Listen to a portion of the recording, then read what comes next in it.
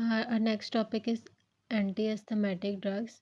इसमें ब्रोंकोकंस्ट्रिक्शन जो होती है अस्थमा में, उसमें 2 प्रोसेसेस इन्वॉल्व होते हैं। एक तो इन्फ्लेमेटरी प्रोसेस और दूसरा पैरासिम्पैथेटिक टोन।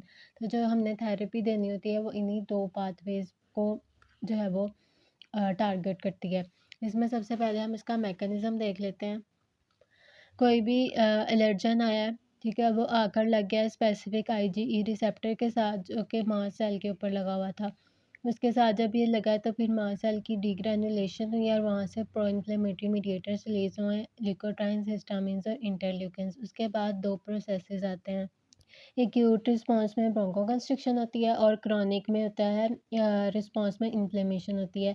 जो एक्यूट रिस्पॉन्स है उसमें ब्रोंकियल टोन दिखाई हुई है, ब्रोंकोकंस्ट्रिक्शन है या फिर ब्रोंकोडायलेशन है। अब इसमें जो एडिनोसिन है वो ब्रोंकोकंस्ट्रिक्शन करवा रही है यानी कि एसिटाइलकोलिन जो कि पैरासिम्पैथेटिक है, और जो साइक्लिक एएमपी है वो करवा रही है ब्रोंकोडायलेशन। उसके अलावा जो क्रॉनिक रिस्पॉन्स है जिसमें इन्फ्लेमेशन हो रही है, इसमें कोई भी प्रो इन्फ्लेमेटरी साइटोकाइन्स आके लग रहा है मेम्ब्रेन पर, फॉस्फोलाइपेज A2 जो है वो उसको कन्वर्ट कर देता है एराकिडोनिक एसिड में। एराकिडोनिक एसिड से फिर 2 पाथवेज अराइज करते हैं।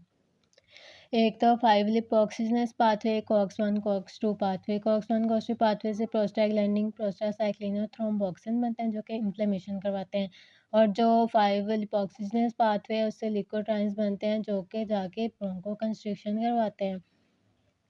उसके अलावा ये सिस्टैल-T1 रिसेप्टर पर लगकर म्यूकस सिक्रीशन, प्लाज्मा एक्सुडेशन और इओसिनोफिल रिक्रूटमेंट भी करवाते हैं जिसकी वजह से और ज़्यादा इन्फ्लेमेशन होती है। अब जो हमने इसमें मेडिकेशन देनी होती है वो इन्हीं पाथवे पर जो है वो जाकर एक्ट करती है। सबसे पहले हम इसकी क्लासिफिकेशन देख लेते हैं जो कि अस्थमा में ड्रग्स यूज़ होती हैं। ब्रोंकोडायलेटर्स हैं, एंटी इन्फ्लेमेटरीज़ हैं और ल्यूकोट्राइन एंटागोनिस्ट। ब्रोंकोडायलेटर्स में बीटा एगोनिस्ट, मस्करेनिक एंटागोनिस्ट और मिथाइलजेंथीन्स। उसके बाद एंटी इन्फ्लेमेटरी एजेंट्स इसमें आ जाते हैं release inhibitors, steroids, slow anti inflammatory drugs और एंटीबायोटिक्स, और ल्यूकोट्राइन एंटागोनिस्ट में लिपोक्सिनेज इनहिबिटर्स और रिसेप्टर इनहिबिटर्स। ल्यूकोट्राइन एंटागोनिस्ट इसमें लिपोक्सिनेज इनहिबिटर्स और रिसेप्टर इनहिबिटर। लिपोक्सिनेज इनहिबिटर्स में है ज़ाइल्यूटिन। ये क्या करता है कि रेक्डोनिक एसिड को 5 लिपोक्सिनेज में कन्वर्ट ही होने देता, यानी कि ल्यूकोट्राइन्स में नहीं कन्वर्ट होने देता। जब भी कन्वर्ट नहीं होगा तो ब्रोंकोकंस्ट्रिक्शन भी नहीं होगी। इसके अलावा जो रिसेप्टर एंटागोनिस्ट है मोन्टेलुकास्ट और ज़ाफिरलुकास, ये सिस्ट एल-T1 रिसेप्टर को इनहिबिट कर देते हैं, जिसकी वजह से ब्रोंकोकंस्ट्रिक्शन भी नहीं होगी और ना ही mucus secretion, plasma exudation, eosinophil recruitment होगी, इस वजह से इन्फ्लेमेशन भी नहीं होगी। नेक्स्ट एंटी इन्फ्लेमेटरी आ जाते हैं। एंटी इन्फ्लेमेटरी में सबसे पहले एंटीबॉडीज़ हैं। एंटी आईजी मोनोक्लोनल थेरेपी में हम ओमेलिजुमाब यूज़ करते हैं। ये क्या करती है कि ये जो है वो अनबाउंड सीरम आईजीई के साथ बाइंड कर जाती है, जिसकी वजह से वो अपने आईजीई जो है अपने रिसेप्टर के साथ बाइंड नहीं कर पाती है। उसका FC R1 रिसेप्टर होता है मास्ट सेल के ऊपर, जब वो उसके साथ बाइंड ही नहीं करेगी तो ये सारा प्रोसेस ही नहीं होगा, ना ही मास्ट सेल रीग्रेनुलेशन होगी, ना ही इन्फ्लेमेटरी मीडिएटर्स रिलीज होंगे, और इसको हम ज़्यादातर एलर्जिक अस्थमा में यूज़ करते हैं। उसके बाद जो है रिलीज इनहिबिटर्स में आ जाते हैं क्रोमोलिन।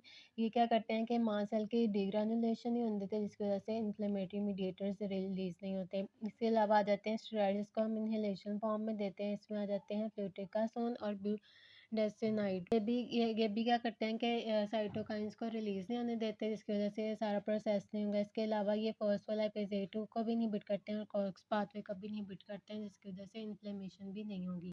कुछ फॉस्फोडाइस्टेरेस E4 इनहिबिटर्स भी होते हैं।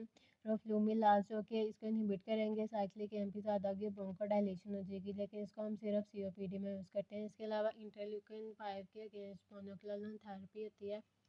इसमें जो मेपोलिजुमाब और रेसलिजुमाब है ये अगेंस्ट इंटरल्यूकिन 5 एक्ट करते हैं, और जो बेनरालिजुमाब है ये इंटरल्यूकिन 5 रिसेप्टर के अगेंस्ट काम करता है।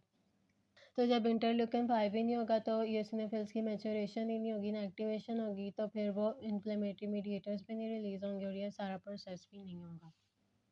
इसको जो है हम सीवियर ईओसिनोफिलिक अस्थमा में यूज़ करते हैं।